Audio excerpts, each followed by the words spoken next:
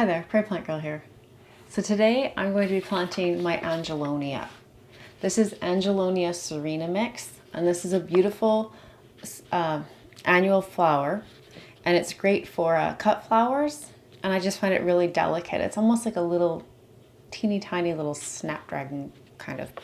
So Angelonia needs to be sown about 12 to 14 weeks before your average last frost, and right now I'm at about 12 and a half weeks. So this is the perfect time to get this sown. It likes to be sown just on the surface, exposed to light. I'm just looking at the temperature. Yeah, doesn't need any special temperatures, just your average growing temperature that you would germinate seeds at is what we're looking for here. So I'm going to plant out a couple of these packs. I'm not sure how many seeds are in this package. So I'm going to open it up. I'll have a look and see what it looks like, and I'm hoping that I can get a couple of these 9-cell trays sown with these seeds here.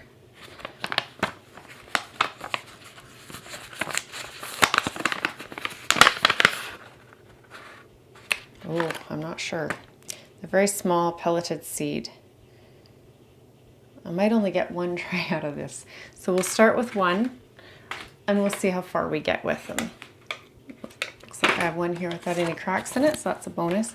I just save these trays when I buy bedding plants and things and reuse them from year to year.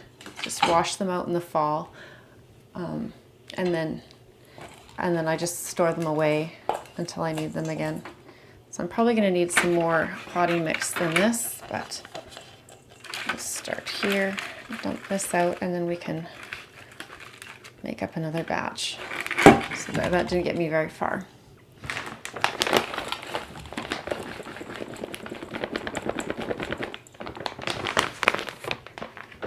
So I'm just using the bagged Jiffy Young Plants mix. It has a mixture of peat moss, cocoa pith, perlite. I think there's some worm castings in here.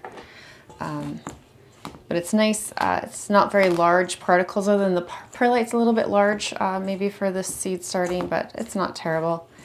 Otherwise, it's a pretty nice, consistent mix. And it's not full of a lot of nutrients, which seedlings just don't need. And I find sometimes if you have too many nutrients early on in a plant's life, you know, at that seedling stage, you can wind up burning the plants. So I'm going to put a bit too much water in here. Yeah, it's a bit too wet. You can see how much water I can squeeze out of that, so don't want that much water in there. So I'm just going to get some more mix here.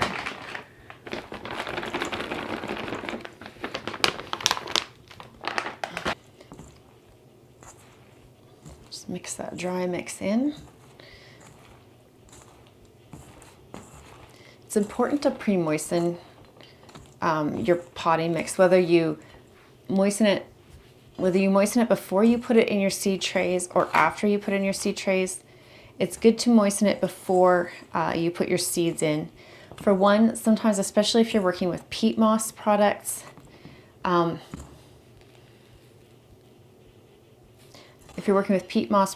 then they can become hydrophobic, especially, and what that means is they have difficulty soaking up the water, and they'll just almost repel it away.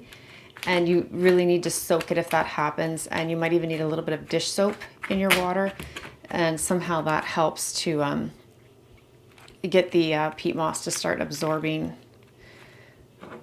the moisture again.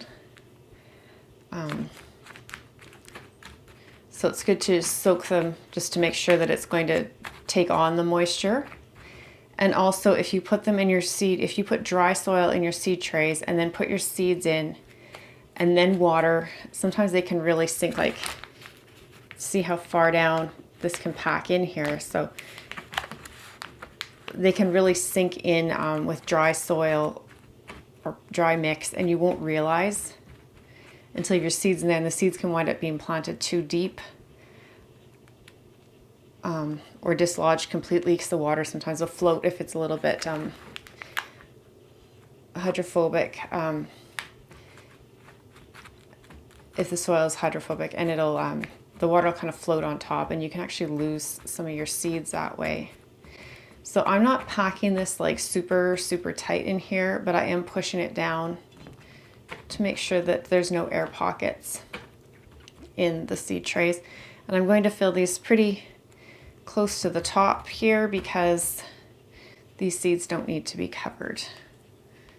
If you're not sure how deep to plant a seed, anything that's really tiny probably doesn't need to be covered, or only needs a very hint of a sprinkling on top. So these seeds are actually probably a quarter the size of one of these little balls, because they actually are pelleted, which means they have kind of a clay-like substance that's been put on top of the seeds to make them easier to handle, and it can help them to kind of hold on to moisture a little bit better, so they don't dry out before they've fully germinated and developed. So these are very tiny little seeds here. So there was 10 seeds in that pack, so we'll just put 2 in there. And I'm just going to push them just gently into the soil surface. Where did I get it? One got picked up from somewhere. Here it looks like. Because they can, I don't know if you saw that, they can stick to your finger when you're doing this, see? And you can wind up having 2 in one cell and none in another. Oh, see, I have 2 over here and none there. So there, I think I have 1 in each of these cells now, and that's empty. That was all there was in there. With these really tiny seeds like this, sometimes that's what you get. So they just want to be surface sown. I'm going to put just the finest kind of sprinkling around them of vermiculite. Vermiculite just kind of helps maintain proper moisture levels at the soil surface, and it can help to prevent fungus and algae from developing on the surface. So I can still see the seeds on here. I didn't bury them. And once they germinate and start to develop a little bit more, I will come back and put more vermiculite on top to just help cover the soil a little better and help keep moisture levels maintained properly that way. But for now, that's all I'm going to do. I need to make a tag, and these will go under a humidity dome. It's especially important when you have something that's surface sown like this, that you put a humidity dome over top to maintain the moisture, and to come in, oh, I didn't miss these, so mist them every day.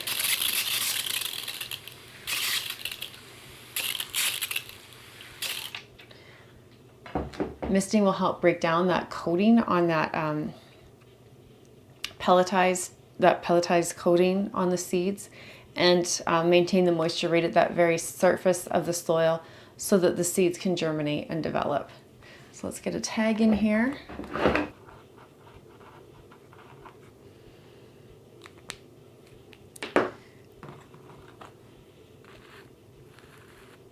And I have some osteospermum sitting on in a plant tray right now with a humidity dome, so I'll just set these in with those, and they'll be ready to go. It could take a couple of weeks for these to germinate and actually develop for me, so I'll be keeping an eye on them and misting them probably every day, depending on what they look like. Like I said, with the humidity dome, I might not need to, but I'll be keeping a close eye on them for the next couple of weeks to make sure that they are germinating and not drying out. So that's it. That's the last flowers that I'll be planting in February. The next things that I'll be getting going in March, I'll be starting with some foxgloves. I'll be getting my ranunculus and my anemones going, and that'll all happen in the first week to week and a half of March, and there'll be a lot more. March will really ramp up my seed sowing. So stay tuned if you want to continue to see flowers and vegetables getting grown for this coming season. Thanks for watching. Bye.